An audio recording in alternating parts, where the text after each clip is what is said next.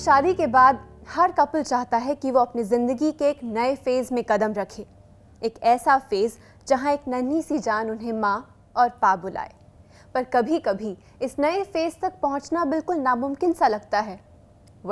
सच तो ये है कि मेडिकल साइंस इतनी तरक्की कर चुका है कि ये नामुमकिन सपना मुमकिन किया जा सकता है। इसके लिए ज़रूरी है कि आप तक पहुंचे सही नॉलेज और आपकी मुलाकात हो सही एंड राइट डॉक्टर्स से। जी हाँ, यही हमारी कोशिश है और हमारी इस कोशिश में हमारे साथ मौजूद हैं फेमस ऑब्स्टेट्रिशियन और infertility specialist doctor Nandita P Palshetkar. एक नाम जो फर्टिलिटी के क्षेत्र में बहुत अहम है वो है नंदिता पालशेतकर। आईवीएफ जैसे कॉम्प्लिकेटेड प्रोसीजर को आम लोगों तक पहुंचाने में इनका बहुत ही महत्वपूर्ण योगदान रहा है। आईवीएफ, आईयूआई, एक्सी, एमसी, जीआईएफटी स्पेशलिस्ट नंदिता पालशेतकर के कारण अब तक हजारों निसंतान दंपत्ति संतान सुख प्राप्त कर चुके हैं।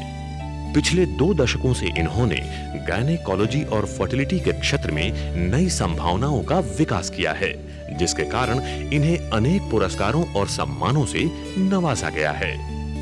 आईवीएफ ब्लूम लीलावती, हरकिशन दास, डीवाई पाटिल और 40 ग्रुप जैसे हॉस्पिटल्स में कार्यरत नंदिता पालशेतकर इस क्षेत्र में निरंतर सक्रिय हैं। हमारे बीच मौजूद हैं डॉक्टर नंदिता, तो चलिए स्वागत करते हैं उनका। डॉक्टर नंदिता, हमारे स्टूडियो में आपका बहुत बहुत स्वागत है। Thank you. काफ़ी कुछ सुनने में आता है, IVF, test tube baby, surrogate mother, पर ये चीज़ें हम सिर्फ कुछ कुछ आर्टिकल्स में पढ़ पाते हैं। इनका असली मतलब या असली टेक्निक हम तक नहीं पहुंच पाती है। तो टू बिगिन विथ आपसे जानना चाहूँगी कि टेस्ट ट्यूब बेबी क्या होते हैं? बच्चे तो हमारे शरीर में तैयार होते हैं, नेचुरली। जब घर नहीं थे, जंगल में रहते थे, तब भी बच्चे पैदा होते थे जी। तो it is a very natural process जो शरीर के अंदर होता है। हाँ जी। और काफ़ी लोगों में वो नेचुरली हो जाता है, बट इस प्रोसेस में कोई प्रॉब्लम आए और बच्चा नहीं हो सके, तो फिर ये टेस्ट ट्यूब बेबी की जो प्रक्रिया है वो यूज़ कर सकते हैं। मतलब ये जो नेचुरल प्रोसेस है वो हम शरीर के बदले में लेबोरेटरी में ये बच्चा तैयार हो जाता है। मतलब ये सारा प्रोसेस लैब कंडीशंस में किया जाता है। How is that? ये जो लैब है ये ऐसे रॉकेट की जैसे होती है, टोटली हाई फाई टेक्नोलॉजी, जो इंस्ट्रूमेंट्स अंदर है वो बहुत ही बढ़िया होते हैं। तो मैं तो उसे मेरी स्पेसशिप बोलती हूँ। तो एक बार हम क्या करते हैं कि ये जो एग्स है वो ले लेते हैं एंड उसे प्रोसेसिंग किया जाता है जी। कि एग्स ठीक है कि नहीं, अच्छे है कि नहीं। नॉर्मली अंकिता, अगर 10 एग्स मिले तो उसमें से 5 या 6 अच्छे होते हैं। अच्छा, ओके। सो हम ये अच्छे एग्स लेके फिर स्पर्म्स लेते हैं। नॉर्मली स्पर्म्स तो मिलियंस में होते हैं, जैसे हमने बात की। तो वो स्पर्म्स जो है हम सिर्फ मे बी 1 मिलियन या 2 मिलियन उठा लेते हैं। और फिर एक मशीन है जिसे हम माइक्रो मैनिपुलेटर बोलते हैं जी। बहुत ही फाइन होता है, मैग्निफिकेशन बहुत ज़्यादा होता है, क्योंकि अगर आप देखो तो अंडा जो है आँख से दिखता नहीं है। माइक्रोस्कोप के नीचे हमें वो 400 या 600 टाइम एनलार्ज करना पड़ता है और फिर वो दिखाई देता है।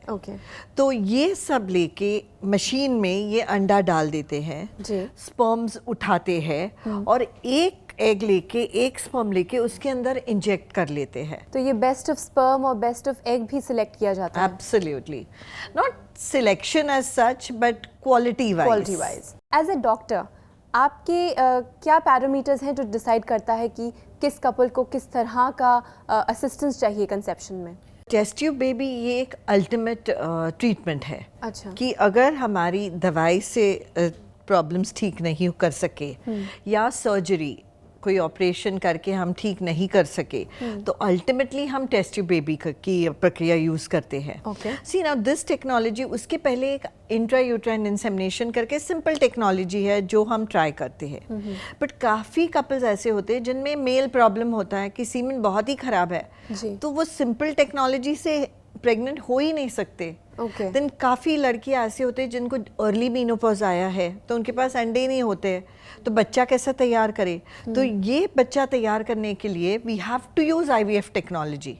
ओके या ट्यूब्स ब्लॉक्ड है जी। तो जैसे हमने पहले बोला कि नेचुरली होता है बच्चा जी। सदियों से, बट ट्यूब्स ब्लॉक होने की वजह से वो हो नहीं रहा है, तो उनके लिए वापस IVF करना पड़ता है। मैम पर हमेशा से कहा जाता है कि एक माँ और उसके बच्चे के बीच का रिश्ता उन 9 महीनों में बनता है जो वो बच्चा अपनी माँ की कोख में बिताता है।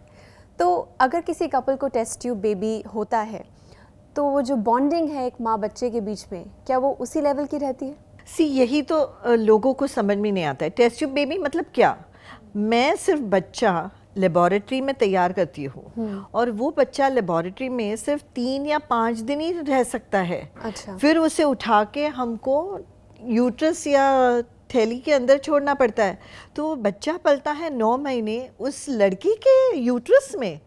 तो बॉन्डिंग का तो सवाल ही नहीं उठता, क्योंकि 9 महीने के लिए वो कैरी करती है वो बच्चा। तो कंसेप्शन सिर्फ लेबोरेटरी में किया जाता है Yes. और उस कंसीव्ड एग को प्लांट किया जाता है उसी माँ के यूट्रस में। एब्सोल्युटली।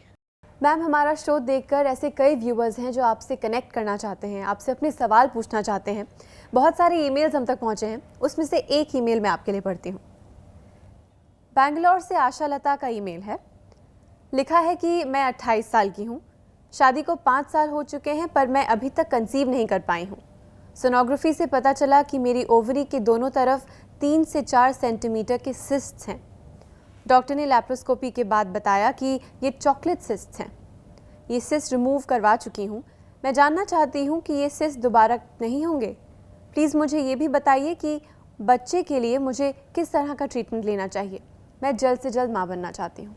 आशा लता जी, आपको जो ये डिज़ीज़ है, इसका जो वापस आने का चांस बहुत ज़्यादा होता है, तो इस चीज़ के लिए आपको ट्रीटमेंट लेना बहुत ही ज़रूरी है। इनफैक्ट अगर लैप्रोस्कोपी की गई है, that is the normal treatment जो है, जो हम पहले करते हैं, तो 1 साल के अंदर बच्चा होना ज़रूरी है। Okay. क्योंकि Ankita, that is the best period to conceive. Okay. क्योंकि ट्रीटमेंट हो चुकी होती है, डिजीज़ कम होती है जी। तो उसमें बच्चा रहने के चांसेस ज़्यादा होते हैं। राइट। दूसरी चीज़ है आशा लता जी, अगर आपकी उम्र ज़्यादा है तो फिर हम सिंपल ट्रीटमेंट के बगैर IVF की तरफ मुड़ते हैं। इन पेशेंट्स में ना टेस्ट ट्यूब बेबी का जो टेक्नोलॉजी है, that really helps them. Success but rate आशा बढ़ लता जाता जी है। 28 साल की है एंड शी स्टिल ट्राइंग, तो इसके अलावा क्या हम उनको रेकमेंड कर सकते हैं? आई थिंक आशा लता जी, आप इंट्रायूट्राइन इंसेमिनेशन या सिंपल ट्रीटमेंट कर सकते हो। इसमें इम्पॉर्टेंट है कि आपके हस्बैंड की भी जांच की जाए, क्योंकि उनमें अगर प्रॉब्लम है तो टेस्ट ट्यूब बेबी करनी चाहिए। अगर हस्बैंड एब्सोल्युटली नॉर्मल है तो आपका एज आपके साथ है और आपको बच्चा हो सकता है। लेकिन एक चीज़ है, एंडोमेट्रियोसिस जो है 20 या 30% लोगों में दोबारा आता है। Okay. और उनकी जो चिट्ठी थी उसमें लिखा था दोनों ओवरीज में सिस्ट है। जी। तो दोनों ओवरीज में जब सिस्ट हो जाते हैं तो जो एग रिजर्व बोलते हैं, जब अंडे होते हैं वो कम हो जाते हैं। Okay. तो अगर 1 साल के अंदर सिंपल ट्रीटमेंट से आशा आपको बच्चे नहीं हुए तो फिर आपको टेस्ट ट्यूब बेबी की तरफ मुड़ना ही पड़ेगा। वेल, डॉक्टर नंदिता, अपना कीमती समय हमें देने के लिए और टेस्ट ट्यूब बेबी के बारे में इतनी सारी जानकारी हमें देने के लिए बहुत बहुत धन्यवाद। Thank you. Thank you. For more videos, subscribe to our channel, Care World.